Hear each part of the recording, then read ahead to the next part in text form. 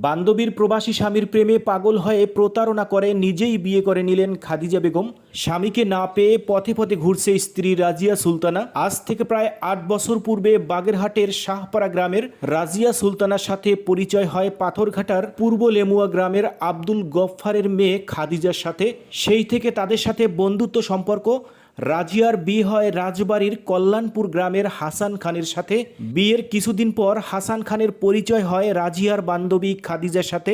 আস্তে আস্তে খাদিজার সাথে সম্পর্কে জড়িয়ে পড়েন হাসান খান। প্রেমের এই সম্পর্ক এক সময় বিয়ে করে নেন হাসান ও খাদিজা। এরপরই শুরু হয় দুই বান্ধবীর মধ্যে দ্বন্দ্ব। আমার নাম হচ্ছে রাজিয়া সুলতানা। আমার বাড়ি হচ্ছে বাগেরহাট জেলা ৯ নং ওয়ার্ড শাহপাড়া থানা জেলা বাগেরহাট। পাথরঘাটে আসছি এখানে। এই যে আমার সাথে একটা প্রতারণা হয়েছে, সেই প্রতারণার জন্য আমি এই পাথরঘাটাতে আসছি। প্রতারণা করছে। আমি 17/7/2023 সালে আমি সৌদি আরবে গেছিলাম, একটা কোম্পানিতে গেছিলাম এবং ওই কোম্পানিতে থাকা অবস্থায় আমার ওইখানে আমার এই বর্তমান যে হাজবেন্ড, ওনার সঙ্গে আর কি।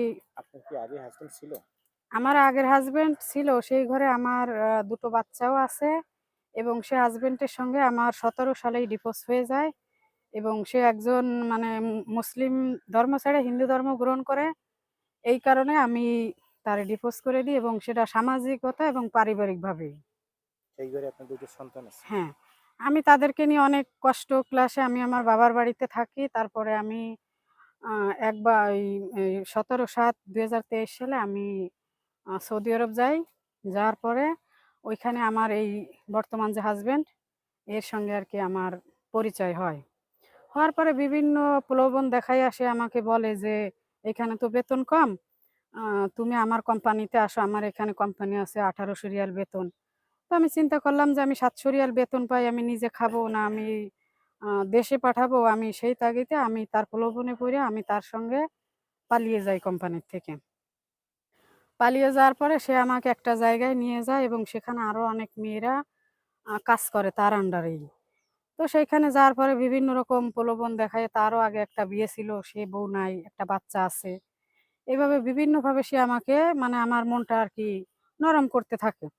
তো আমিও এক পর্যায়ে চিন্তা করলাম যে যেহেতু আমার হাসব্যান্ড নাই, আমি ৮ বছর বিবাহ বসি নাই। তো আমি সেক্ষেত্রে আমি তাকে মাইনে নিই এবং স্বামী-স্ত্রী ভাবে আমরা আল্লাহ রসুলের সাক্ষী করে ওইখানে ৩ জন সাক্ষী রেখে আমরা ২ জনেই বিবাহ করি এবং সেইভাবেই আমরা সংসার করতে থাকি সৌদি আরবেই। প্রায় ১ বছর উতরে যাবার পরে ১৩ মাসের সময় ১৪ মাসের সময় গত ৩০/১১ ডিসেম্বরে আমি দেশে চলে আসি। দেশে আসার পরে সে বিভিন্নভাবে আর কি আমার সঙ্গে বিষয়টা আরকি এড়ায় যায়। আমার সঙ্গে তেমন একটা যোগাযোগ রাখে না। আবার আমার ওইখানে বসে কোর্ট ম্যারেজও করাইছিল, এই সৌদি আরবে থাকতে। কারণ আমাকে যখন বিভিন্ন জায়গায় কাজে নিয়ে যাইতো বাসাবাড়িতে, তারপরে আপনার অফিস আদালতে, তখন ওই বিয়ের কাগজ দেখান লাগতো যে সে আমার ওয়াইফ, আম আমি সে আমার হাসব্যান্ড। তো দেশে আসার পরে বিভিন্ন অজুহাতে। বাহিরে যখন ছিলেন তখন কি আপনারা স্বামী-স্ত্রী হিসেবেই একই সাথে থাকতেন হ্যাঁ, নাকি? একই সাথে একই রুমে এবং ওইখানে বসে আমার একটা বাচ্চাও নষ্ট করছে সে।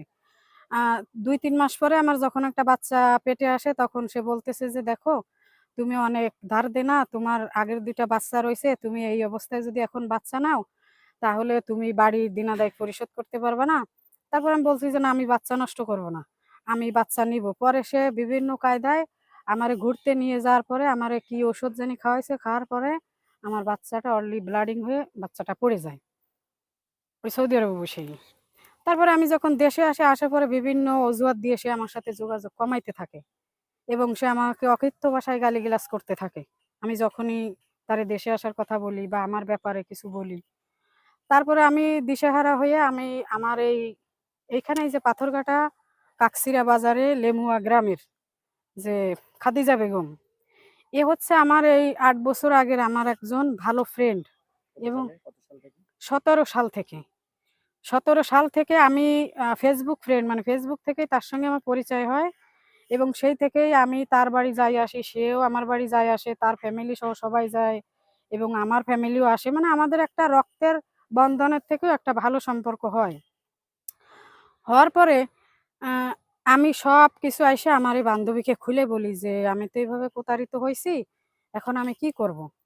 তখন যখন ওই ছেলের ডিটেইলস বললাম, তখন আমার বান্ধবী বলতেছে যে, "এই ছেলে তো আমাকেও ফোন দেয়।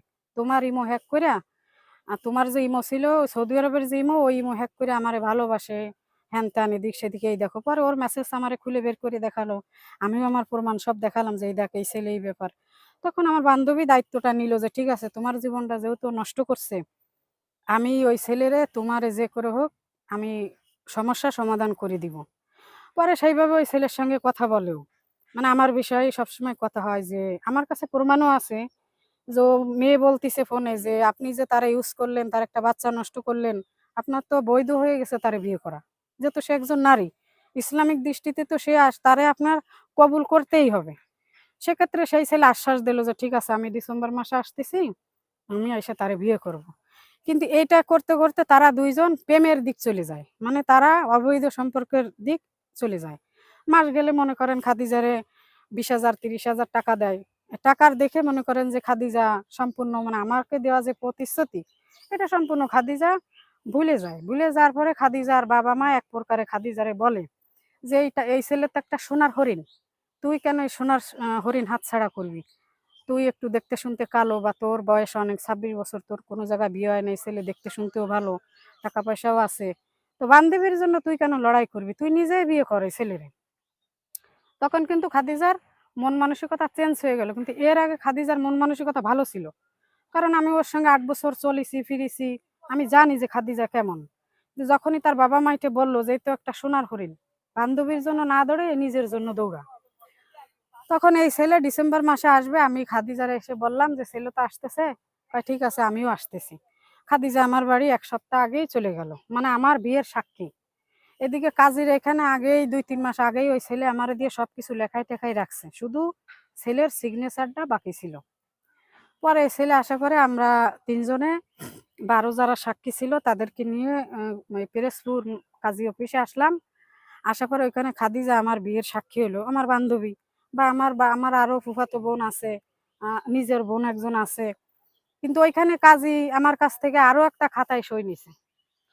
তখন আমি সইটা দিছি। দেওয়ার পরে আমি কাজীরে জিজ্ঞাসা করছি যে, "এই খাতায় তো লেখা আছে যে বিয়ের সাক্ষীর স্বাক্ষর। তা আমি তো কন্যা। তা আমার আবার কিসের নিলেন?" আমি এটা জানতে চাই। তখন সে বলল যে, "অত বেশি বোঝা ভালো না। এ খাতা উপর মহলে চলে যায়, ২ টা খাতা রেজিস্ট্রির।" তো আমি চুপচাপই রইছি। আমি বিষয়টা নিয়ে আর অতটা আমি গুরুত্ব দেই নাই। তখন আমার বাড়ি আসার পরে আমার কাছে ওই ছেলে ঘুমাইয়ে রাত্রে মনে করেন যে ওই খাদিজার রুমে চলে যায়। তখন আমি বিষয়টা একদিন করলাম যে, "তুমি ওর রুমে আসলে কেন?"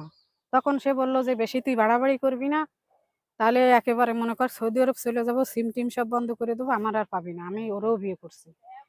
তো আমি বিষয়টা নিয়ে যদি তখনই মনে করেন চেঁচামেচি করি, তাহলে আমার বাড়ি আ বাবা-মা, ভাই-বোন, আত্মীয়স্বজন সবাই বিষয়টা নিয়ে হাসাহাসি করবে। এজন্য আমি বিষয়টা এড়াইয়া যাই, এবং এটা নিয়ে আমি একবার মনে করেন যে গলায় দড়িও দিতে গেছি। তখন আমার হাসব্যান্ড আমারে ঠেকায়, এবং খাদিজা ২ জনে আমার ঘরে বিষয়। এগুলো আমার বোনেরা টের পাইছে। টের পাওয়ার পরে খাদিজা আমার পা জড়ায় ধরছে, ধরে বলছে যে, "দেখো, তুমি যা ভাবতেছো তা না। আসলে আমার তো কোনো জায়গায় বিয়ে হয় না। ও আমার অনেক জবরদস্তি করছে। যার কারণে আমিও বিয়েটা করছি। আমার তো কোনো জায়গায় বিয়ে হয় না। তুমি বিষয়টা নিয়ে আর করে না। আমার এলাকায় তুমি ৮ বছর ধরে যাও। এগুলো যদি সবাই জানে, তাহলে সবাই আমারে মাথায় নাড়া দেবে যে, 'তুই তোর বান্ধবীর হাসব্যান্ডে কি করে বিয়ে করলি? তুমি বিষয়টা মাইনে নাও।' আর আমার হাসব্যান্ড তো আমারে বলল যে, "তুই যদি মাইনে না নিস, তাহলে মনে কর আমি সৌদি আরব চলে গেলে আমার আর পাবি না। কাবিন দিয়ে, দিয়ে পানি খাস।" তখন আমি অনেক কষ্ট পেয়ে আমি বিষয়টা করে নিছি যে, থাক দেখি কি হয়। কারণ আমি এমনই একটা পর্যায়ে আছি, আমি যদি এটা নিয়ে কিছু বলি তাহলে আমার মনে করেন বাড়ি থেকে নেমে যেতে হয়। কারণ এটা একটা কেমন একটা হাস্যকরের বিষয় হয়ে গেছে। এদের হাসব্যান্ড সেও মনে করেন যদি চলে যায় তাহলে আমার একটা কলঙ্কের বোঝা মাথায়। এজন্য আমি চুপ করে রইছি।